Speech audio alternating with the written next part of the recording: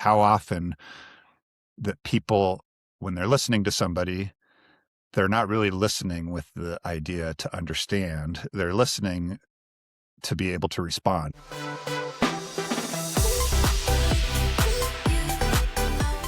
Welcome to Extraordinary Stories. I'm your host, Forbes Shannon, and the guest we have today, he is chaos's worst nightmare, the systems guy, the process guy. He is, well, his name does it all the heavy lifting. The Dan Sloan Effect, CEO and founder, Dan Sloan. Dan, thanks for being here, man. Yeah, thanks, Forbes. Thanks for having me. Before we got started on the show, I misspoke and called it the Dan Sloan Experience, but I think that's a pretty good place to start because knowing Dan is an experience. Dan, how do you, for our context for our listeners, you are such a philosophical dude. And actually, we were introduced to you through a Philosopher's Night, and that's brings me to my first question. Because you were nominated by Derek Maynes and Aaron Bear for both in Extraordinary. I think you're extraordinary. How do you know Derek and Aaron? And then we'll get into the philosophy part of Dan. Yeah. For Derek, so I was part of a roundtable of COOs when I was a COO, and we had speakers come in once a month, and Derek was one of the speakers that came in. And if any of you have ever heard Derek speak, like that's his superpower for sure. All the speakers were great that I ever experienced at that group, but he was the first one that I wasn't kind of looking at my watch first 10 minutes. Maybe looking at my watch after he was done, like, holy crap, was that an hour that we just listened into this guy? So I knew Derek was extraordinary from the very beginning. And then interestingly enough, after when I left that COO job, I went into consulting, big firm consulting. And so I loved having a round table. It's just so important to do it. I was just talking to somebody about it the other day. I still have round tables that I'm a member of, because what I realized in the round table was all of my problems that I thought were completely unique and just related to me, everybody else in my same position is having those same problems. Right. Even if they don't have the solution, just knowing everybody having that same problem made such a big difference to me. For sure. So when I transitioned from C-suite to consulting, I asked the head of that roundtable, hey, do you know some other consultants that we could be a part of? And she actually mentioned Derek as one of them. And I'm like, fuck yeah. Let's 100%, like Derek and anybody else like him. Like that's who I want to meet with on a regular basis. So Derek and I, with a couple other consultants in different spaces, we started meeting once a month. And like, that was just pre-COVID. Like we kept that conversation and that connection all the way through COVID. Derek and I became very close I think it was, I just have to think about it. When I met Aaron was he said like, hey, this is great. I love all the philosophical things that we talk about, because we spent more time talking about philosophy than we did about consulting, which is the same, honestly, too. So Derek wanted to put together this, I'm trying to remember what he called it, the Philosopher's Roundtable, and invite a bunch of people that he thought were interesting. And that's where I met Aaron too. And there's things that Aaron, actually, even that night, I tell Aaron this every time I see him, if he forgets. One of the things Aaron said to me, and it has been so important, and I'm even thinking about it right now as I'm speaking to you, is how often that people, when they're listening to somebody, they're not really listening with the idea to understand. They're listening to be able to respond. They're waiting for the next, like, oh, what am I going to say to this? And how am I going to say this to them? And I realized that was true. I realized I was doing it at the very moment that he even said that to me. It's just such a great reset too. Like even you and me having this conversation right now, it stops me for a second. Like, wait a minute, like what is the purpose of this conversation? Is it so Forbes will think that I'm really smart and a great conversationalist, so the people listening will do that? Or is there really another deeper purpose to this conversation that's much more important? So it's a constant reminder. So anyway, that's how I met Aaron. And that's the biggest gift that I got from Aaron from that first day that I literally use it every day. It is a phenomenal piece of advice. I use it every day, with extraordinary stories. It's, you hear so many things that a guest will say in their extraordinary story, and you can't latch onto one of them because you have to be ready to navigate the conversation as it goes. And yeah, not even just thinking to respond, but like how you said, thinking to sound smart. You know, Hmm. Yeah. um, I think that's interesting. Like, let's talk about that for a second. So, trying to sound smart. Um, what's your relationship with that? Well, oh, dude, like this is, and these are things actually that I have really uncovered about myself in the last within the last year, too, honestly, is as a huge part of the identity. And this is actually, I'm going to go back. This is what I think is so interesting. You said the Dan Sloan experience a little bit, because the Dan Sloan, like, only really I'm having the Dan Sloan experience. That's the other thing. You guys get to you you also do get to have it because you only exist in my mind. So like you actually also are the Dan Sloan experience All right. too. But anyway, so it's really interesting because if I think about how I grew up, it was really important. My brothers and sisters are all brilliant. My mom and dad were brilliant. So the youngest child, this is where I think it is. I had to prove my brilliance to compete with all of that brilliance. And then that became a pattern for myself is Mhm. that's how I protect myself is I'm able to figure everything out and people are able to see how smart I am. And then that's how I am safe in this world by being smart and everybody knowing how smart I am. That's on there too. But man, that's a huge burden to have too, to be able to do that, because it's a constant fight on the inside, is not only making sure that you're super smart, but making sure everybody is aware that you're smart. And if there's ever any question to your smartness, right, like that's a challenge to your deep core, too. So not fun. And I don't want to even say that it's not productive. Like it actually was very productive for me. Like it got me to a lot of the places that I am today. But the Mhm. being able to let go of that need to be the smartest person in the room, or Yeah. that everybody to think I'm smartest person in the room, it opened up a lot of things for me to be able to get past that. Yeah. I can relate so much to that.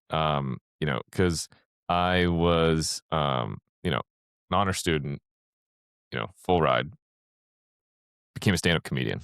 And then, you know, the funny thing about stand-up comedians is everyone just kind of thinks they're dumb, you know? Mm. And I actually wrote a bit about Philosopher's Night. There's one Philosopher's Night I was there and I walked up to a group and the guy who was holding court, I could tell like noticeably started talking slower and using shorter words. Mm. And and it was a revelation for me because I was like, I'm trying so hard to be clever in my jokes because I want people to know I'm smart. And I Mhm. just, yeah, letting go of that really helped because it was like, what am I trying to prove I'm smart for? Like you Yeah. look at this great comedian, Nate Bargatze, his whole Mhm. shtick is how dumb he is. But Mhm. the stick is so well layered that he has to be super smart to be able to Yeah. be super dumb on Mhm. stage, right? Mhm. Um, and so, yeah, that's interesting. Like, so, you had to be smart to compete, like as you've grown older, how has your identity shifted? And maybe did it shift when you went from COO to consultant and entrepreneur?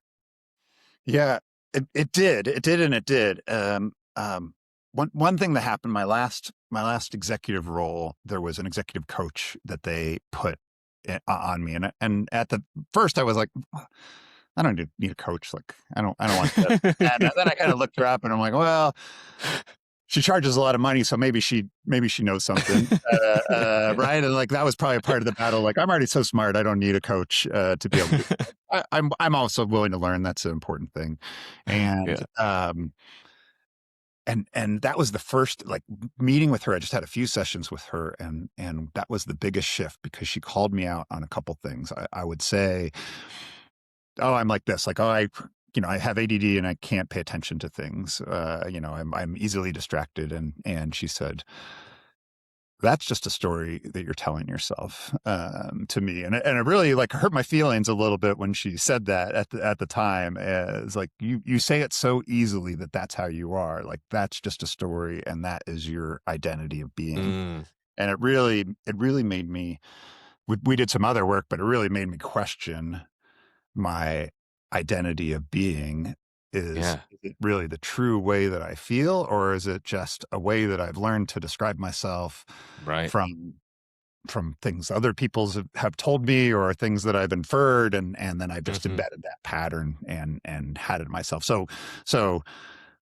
r- really, some of the work that I did with her was listen to the story that you are telling yourself. Like I actually spent a month, like every time I caught myself telling a story, right? And I had a way of doing it. Like when something would happen, I would say, "Oh, yeah, you're like this," and I would just write that down. And so Mm. there was. I mean, that was one of the stories. Is like, oh, I have to be the smartest person in the room. Was the story? I'm easily distracted, and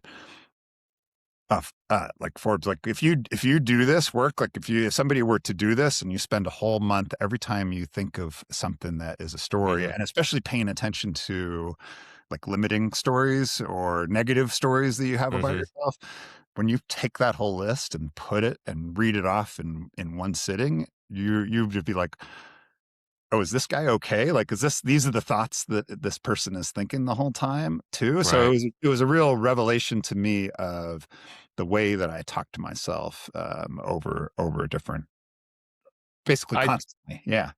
I totally get what before we were extraordinary, we were called the Change Agents Academy. We had Mm, 10,000 people go through the Change Agents Academy. And one of the exercises that Aaron taught me that I facilitated to these change agents was called the self talk audit, which is mm, exactly what you're describing. yeah. Like, Yeah. once you have these thoughts, write it down. And I had a moment like you had. It was with Aaron. And, I had just been a couple years before diagnosed as bipolar. Mm, And the funny thing about like diagnoses and labels is, they come with symptoms. And it's just like, it's almost like reading your horoscope, right? Like if you're looking for truth, you'll find it. yeah. So I read all these symptoms. I'm like, oh my God, that's so me, you know?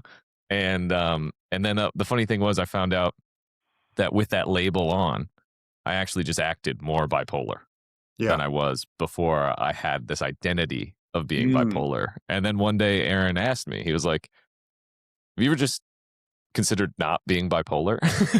yeah. and like you, it hurt my feelings in the moment. I was like, I'm just gonna hit this guy. But then Yeah. I thought about it, and it was like, the power of the story you're telling yourself really dictates a lot of stuff on the subconscious level.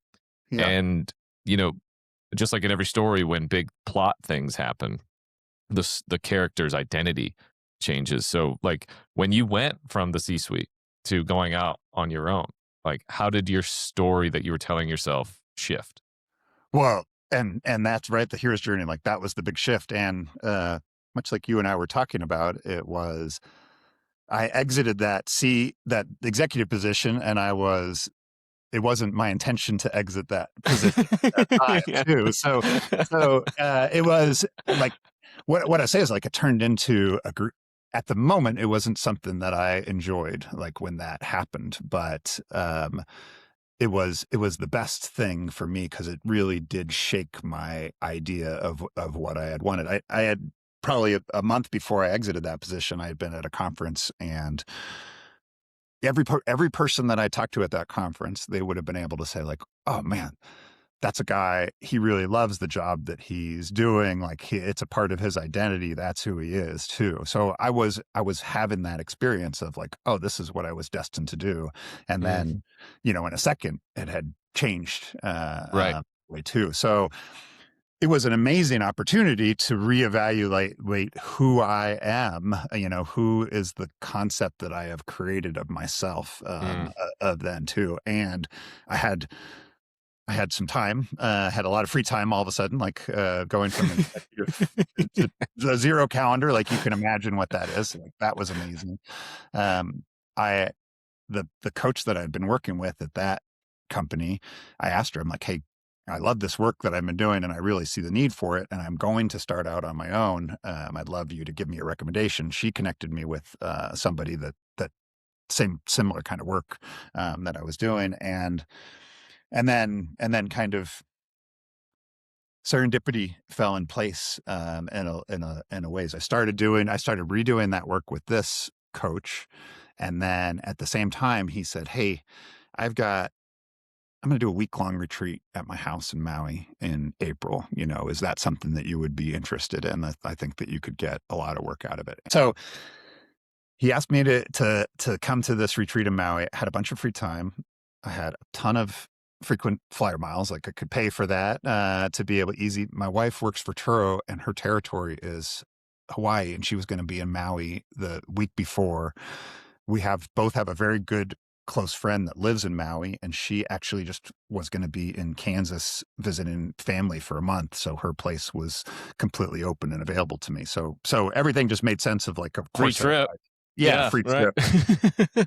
And so I really spent a week just like, it's exactly what you were talking about with Aaron of like, who am I Mm, honestly, like really deep down, like not just the stories that I told myself, and the idea of using the stories to figure out why those stories came through and figure out a truth from those stories. mm, So I'll just give you an example. This is because you're taking me back to that time a little bit too. Is the real story, the biggest story, like for all of the other stories, is I'm not good enough mm, is the biggest one. Like that's the one that we all have on mm-hmm, there. And I realized like, oh, things that happened to me in my experiences, the Dan Sloan experiences that I had in my childhood, like created this story of not being good enough. mm, And in some ways that served me in lots of ways because I was like, oh, I'm not good enough. Let me figure out how to get good. And mm, that's what drove me forward. But now going from an executive role to completely independent role, right? Like where I'm creating my own reality, I get to have this new story is like every time the inner me, the chaos me maybe says like, oh, hey, I don't, you're not good enough. Like, don't try this. You're not good enough for this. What I do now, this is the work that I do is like, oh, buddy, like, it's okay. Like, I get why you feel that we're not good enough, but the mm-hmm. truth is, actually, I love that. I don't have this in my statement. The truth is I'm extraordinary. Like the truth is I'm amazing, right? Like the truth is people love to this is a perfect example. People love to have me in the room. And then when I say that to myself, I think of the examples where that is true, and, Mm, and actually being on this podcast, like, oh, that's a perfect example of it. I'm so extraordinary that they want to have me on the Extraordinary People's podcast. Like that's the yes. perfect example of it too. Mm-hmm, So it helps me. And then go into our other thing where we were talking about the idea of, oh, people don't think I'm smart, right? Like that's the mm-hmm, story is, and that's why I have to be like, oh, I have to convince people that I'm smart. Um, Now I can, I can change that story too, right? Like when that comes up, I'm like, oh, people don't think I'm smart. Like, oh, actually people think I'm really smart because I really am. I am truly smart. And let's put that to bed and not worry mm, about it. And so then mm-hmm, I can come from a mentality of like, okay, I know that I'm smart and I know that you think I'm smart. mm-hmm. And this is the funny part about it. It's like a game too, is how I think about it is it doesn't matter if Forbes actually really thinks that I'm smart or not, because all that matters is the idea I have in my head of Forbes thinks that I'm smart. Like Yeah, that right. is the Yeah. Dan Sloan Yeah. experience.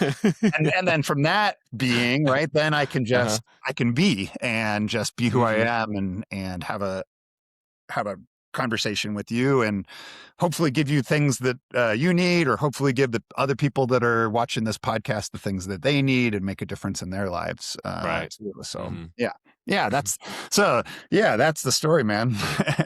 That's rad. Yeah. And and to your point, like everything's a mirror, Mm, right? So like it doesn't matter what somebody else thinks because it's just a perception of you that you are deciding that they think of you, yeah. right? Yeah. Um so I mean, with all that stories, all that story work you've done, who is Dan Sloan? Yeah. Yeah. Who is Dan Sloan? That's funny. Who is Dan Sloan? Yeah. Uh, so first of all, Dan Sloan is somebody that loves himself tremendously. Like Mm, that's the first part. Like I care about myself so much, honestly. mm, And And from caring about myself, like this is the second part is my wife, Amy. I love her. I am that. I love Amy more than any man has ever loved a woman, right? Like that's the truth. And it's, it's so amazing that that is the case too, is then when from that moment, right, that I love myself and I love Amy with my whole heart, then when something happens that is in opposition to that, like when an experience, an instance happens, I don't have to own that as my identity. When like maybe Mm. something happens that doesn't demonstrate my tremendous love for myself or my tremendous love for Amy, I can Mm-hmm. realize like, oh, that's a circumstance. That's not a part of my identity. It's not who I am, because I am that Mm. I love myself. I am that I love Amy. Um, then I can work on that. Like Mm-hmm. I have leverage there to be able to do that. And Yeah. so then this is the third part of that that happens to me. So we're getting so deep here, Forbes, honestly. So I love myself. I love Amy, more than any man has ever loved a woman. I love myself more than any person has ever loved themselves. I also love the world that same way. Like I love everybody in the world with Mm. same level. Mm. Because also like in different ways, like what you just said, everybody is a reflection of you too. By loving Amy, I love myself, and by loving the world that I love myself. And so Mm. actually that's it's this is the tension too, is there are some times when I see something out in the world or I talk to somebody and I'm like, what the fuck? A little bit, right? But then that's my cue. That's my challenge of like, why do I feel that way about that person or about that situation too? Because it Mm. often is a reflection about how I am and Yeah. myself. And so that's the other part, is by again having that love for myself, a love for Amy, love for the world, then that's my purpose. Too, is Mm. my purpose is to love myself. My purpose is to love Amy. My purpose is to love the world. And then I serve the world through love for myself, but through the work that I do, because doing that work also allows me to influence the world. But by influencing the world, I am influencing myself at the same time. Yeah. Yeah. So, damn, we did get deep. So Yeah. then, the Dan Sloan effect then Yeah. is an act of love, Yeah. and how does it show up in the world? What is the Dan Sloan effect? So it's active love and creation, right? Mm. So I want to go deeper, and I'm gonna like, let me try and bring this up to the surface level a little bit too at the same time. But it's um,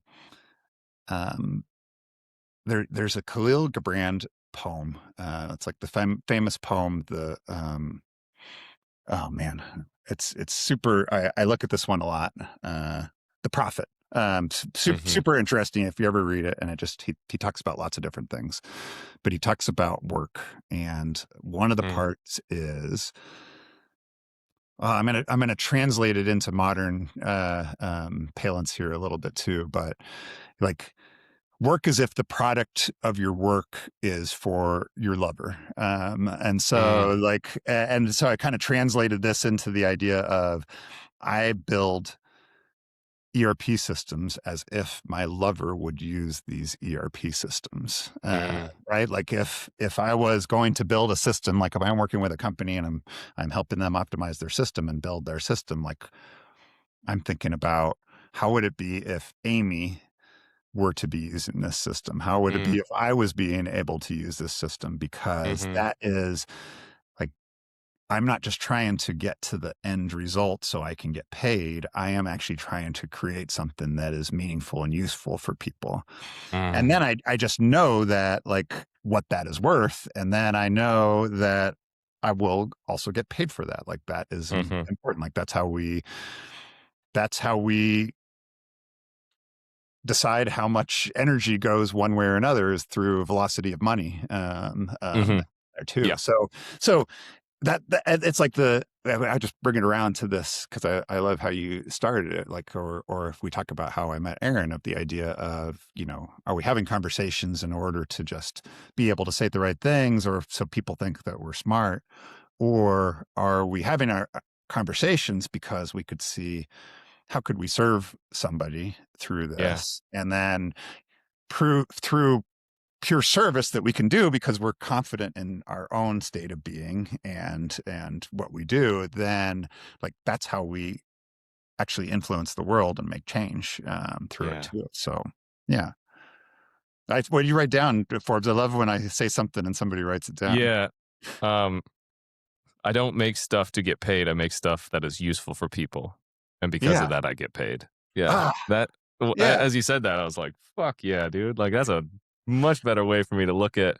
Like as you were saying that, I was like, "Okay, I'm thinking about some things right now that I need to focus. I need to have that mindset shift on. Okay, if I, because I don't need to feel any type of way about asking for the value of what something's worth if it comes from the mindset of I'm making something that's going to be useful for me or for, my lover, right? Or Yeah. for Amber, right? Mhm. Because then I have all the confidence in the world that, hey, this is what it's worth, Yeah. right? Yeah, no, yeah, dude, that was rad. I kind of lost my whole train of thought after you Well, said that because, this is here's the what funny thing. Am I listening to respond or am I listening because I'm like, oh shit, I need to be doing well, that. that's listening. I mean, I really do think that that's listening when it triggers something inside of you, like that's true listening. And so what I'll say is when you say that, this is what it triggers inside for me is, we have this idea, right? We have these patterns, these ideas about ourselves of like, the deep pattern is I'm not good enough, or the deep pattern is they don't think I'm smart enough. And we can recognize those as patterns. And when they come up, like I kind of believe like they those patterns are part of you, so they come up all the time. So I look for them because then they trigger my new story that I'm able to create Mm, my true story. And hmm. so like I have the patterns about myself. I also have the patterns about others. So I Mm, can recognize those patterns, which is something that I do, but also recognizing your patterns you have about the world. And like money is one of those things that we have all of these ideas about that I promise you, almost none of them are real. That is on there too. So, what do you mean by that? well, so this is actually I'm the guy. My wife has a joke about it. I'm the guy when I go to a party is the first thing I say is nothing is real. Um, that's because they are all ideas and they're Right? concepts about Uh-huh. it, especially concepts about things that are more uh, effervescence. I guess is maybe a word that I would use. Are those concepts are more malleable? That's on Mm, there, and so the idea of like money alone, the idea of money is actually such a vague concept in lots of different ways. And, especially now, right? Like where I barely touch currency anymore too. And right now there's cryptocurrency. And I always tell people like spend some time, go to Wikipedia and read about fractional reserve banking, for 15 minutes. And then you'll mm, realize like a lot of ideas you have about money and what it is not necessarily true in that context, and especially in context of a fee. Like I there's lots of ability to play with that. Like we just played with it the one way is, oh, if I build something that is so amazing that the person that I love more than anybody else in the world would find it amazing, like there's tremendous value in that. True, right. that's in Mm-hmm. there. And right, and the idea is it's valuable because of what people are able to do with that, like the amount of energy that they're able to generate from that system. Yeah. So it's a measure of it. So that's how I see it, is like money is it's energy, Mm-hmm. right? And good energy, like good vibes is almost what I say about it is. So, and it has two purposes in terms of a fee is, yes, what I do for you is so great and so valuable that it's absolutely worth this fee because I know what it's worth. It's actually the fee is it's 10 times is what I say. Like Mm-hmm. not at least 10 times, then I'm not doing enough. Yeah. That's on there. Which is an interesting story that just triggered with me. So, but also this is the other thing that really helped me, especially going into entrepreneurship, is like what am I doing with the fee? Like what am I doing with that energy? Mm, What is its purpose for me specifically? And so I got really specific about what I wanted to be able to do with the fees that I would generate from Mm, my things. And this is, I love telling this story. This is one of my favorite stories. One of the things that I realized is like, oh, I wanted to have a cabin in the woods. It was mm-hmm, important to me to have a cabin. And so I like embodied the experience of having that cabin and added it to my daily declarations. And I have this declaration that says, I am that we have a cabin in the woods. The ponderosa pines give us shade. There's space for dogs to run freely. There's water nearby. And I would like manifest, you're like, you're manifesting it like it's magic, but also it's directing my focus of attention towards having a cabin. So it lets me have a cabin, but also it is that's what the fee is for. Like, I am going to do this for you to create this amazing thing, and it's worth this yeah. amount of energy, and I'm going to take that energy and I'm going to generate it into a cabin Mm, for Amy and me. And it did two things for me. Is like it made it easier to talk about my fee because I'm like, this is for this has value for you and it's value for me. Like I see the exactly what I'm going to mm, do with it. And then mm, it it did the second thing for me was it created the business, like having this embodied experience of having this cabin. Then I was like, oh, I actually need to be able to generate clients and generate right. fees to be able to pay for this Yeah. too. Yeah. So, Mm-hmm. um, yeah, it did both sides. And also, this is a rant a little bit, Forbes. So forgive me on this too. Also, at the same time, I'm I'm embodying the experience that I already have the cabin and I already have the clients that pay for that cabin too. So it's like I'm from a position of power, and understanding like I see all the things that are connected together to be able to get me to the place that I want to. So it helps keep my focus in what I'm doing there. And then, even if I'm having a conversation that I would have thought was uncomfortable about fees, I'm like, oh, it's easy because I've created what the fee means, like how much the fee means that it's it's the client committing to me doing this work to be able to give them this energy, and then me Mm, to be able to do this work so I can mm-hmm. energy into my cabin. Yeah. Oh, dude. It's, what's extraordinary about what I get to do? I get to talk to extraordinary people every Mm, day. And without fail, every time I talk to someone, they are telling me exactly what I need to hear in mm, the moment. Like and maybe that's, going back to I'm choosing to believe that, mm, or maybe maybe I'm only listening to what I need to hear. But you said something about earlier on about the coach. mhm, The coach is expensive, so the coach must know something. And it's mm. funny because it's like you don't want a budget coach, Yeah. you know, Mhm. right? Like if what we're talking about money is an exchange of energy, right? Think about the low energy food that you can consume. It's Yeah. typically the cheapest food you could consume, right? Um, so I think the energy works both ways, right? Like, um, there's some things you don't skimp out on, right? Yeah. Like a coach, for example. Well, and dude, it's like and coaching fees, like that's a part of it, but like any sort of like fee is part of it because yes, you don't want to skimp on it because that's part of it too. But the fact that her fee was so high made me realize that it was valuable and then made me do the work, like commit to doing the stuff that was on there, right? Like Right. Yeah. and it was good. It was free for me. Like when it was part of my executive package, it was free, but also, being an executive, you're well aware of everything that your organization is spending on you and on others. But it was like, oh, not only is she good because she has a high fee, like I better I better take advantage of this. I better not Yeah. waste this fee to be able to do it too. So, That wasn't something I like realized until like maybe my junior or my senior year, even in college, because college was free to me. Right. mm, mhm. So I treated it as such, right. Um, that's interesting. Yeah. How your mindset shifts on value when, like you said, well, if it's expensive, I'm going to do it, right? Yeah. Like, mm, Well, yeah. I even see like some of the work that I do, I enjoy it so much. Like that's the point. Actually, I really my goal is to enjoy everything that I do so much that I would do it for free. Yeah. Right? Like you're that Hmm. if you love what you're doing, you would do it for free.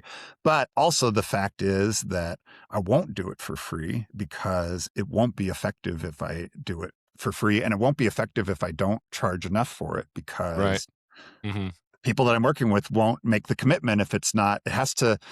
It Right. creates the high, like quote unquote high fee. Like it's that's another story that it's high because it's not high, because if it's worth 10 times what you're paying, it's not high. Right. But if Right. Hmm. right, that's kind of what I say. Like when I come to work for a company, do you want me to make a $10,000 impact to your company, or do you want me to make $1 million impact to your company, or do you want me to make a $10 million impact to your company?